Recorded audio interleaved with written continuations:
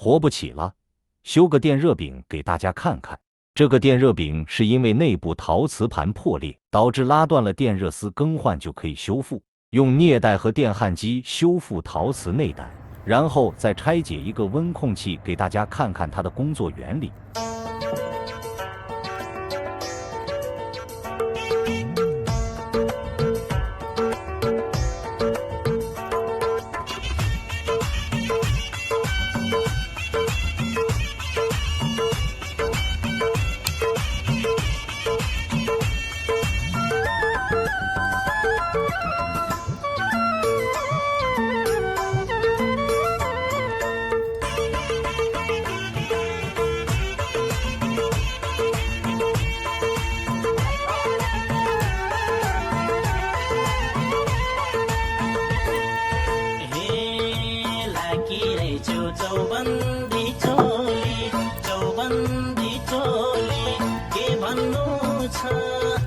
भनिदेऊ मन खोली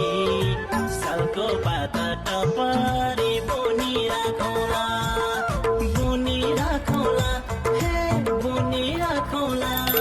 हे तिम्रो मेरो पिराती जीवनभर उनिराखौला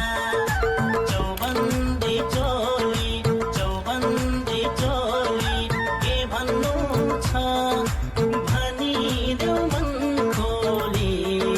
सालको पाता टपरी बुनिराखौला हे बुनिराखौला